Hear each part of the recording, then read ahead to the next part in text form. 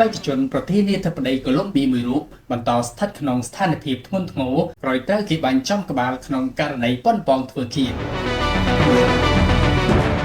ប៊ូកូតាមន្ទីរពេទ្យដែលព្យាបាលលោក Michael Uribe សមាជិកព្រឹទ្ធសភានិងជាបេក្ខភាពប្រធានាធិបតីនៅប្រទេសកូឡុំប៊ីបានឲ្យដឹងកាលពីថ្ងៃច័ន្ទទី9ខែមិថុនាថារូបលោកនៅតែស្ថិតក្នុងស្ថានភាពធ្ងន់ធ្ងរដដែលហើយហាក់បង្ហាញសញ្ញាឆ្លើយតបបន្តិចបន្តួចបំផុតចំពោះកិច្ចប្រឹងប្រែងព្យាបាលបន្ទាប់ពីត្រូវគេបាញ់ប្រហារនៅទីក្រុងប៊ូកូតាក្នុងករណីប៉ុនប៉ងធ្វើឃាតនេះបើតាមការចេញផ្សាយដោយទីភ្នាក់ងារសារព័ត៌មាន Reuters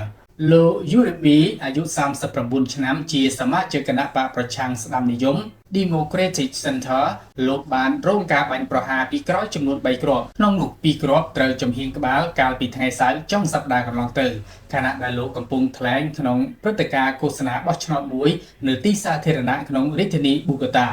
សកម្មភាពបាញ់ប្រហារនោះដែលត្រូវបានថតជួបក្នុងវីដេអូបានធ្វើឲ្យប្រទេសកូឡុំប៊ីភ្ញាក់ផ្អើលយ៉ាងខ្លាំងនាំឲ្យឃើញឡើងវិញនៅអំពើហិង្សានយោបាយកាលពីទសវត្សរ៍មុនមន្ទីរពេទ្យ Santa Fe Foundation បាននិយាយក្នុងសេចក្តីថ្លែងការណ៍មួយថា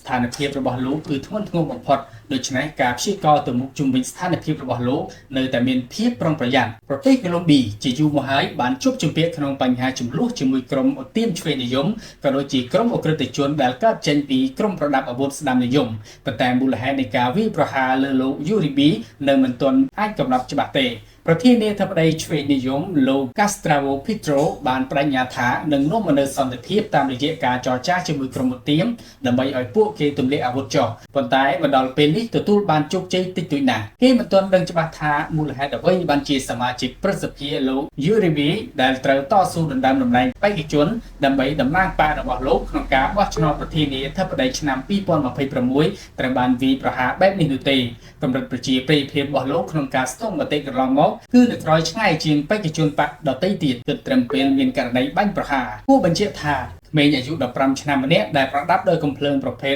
9មីលីម៉ែត្រត្រូវបានចាប់ខ្លួនបន្ទាប់ពីការបាញ់ប្រហារជនសង្ស័យរូបនេះប្រឈមមុខនឹងការចោទប្រកាន់វិបត្តិប៉ុនប៉ងមនុស្សឃាតនិងកាន់កាប់អាវុធខុសច្បាប់ប៉ុន្តែដោយសារជាអនិច្ចជនរូបគេអាចប្រឈមមុខនឹងការជាប់ឃុំឃាំងរយៈពេល8ឆ្នាំនៅមជ្ឈមណ្ឌលកែប្រែជំនួសឲ្យពន្ធនាគារ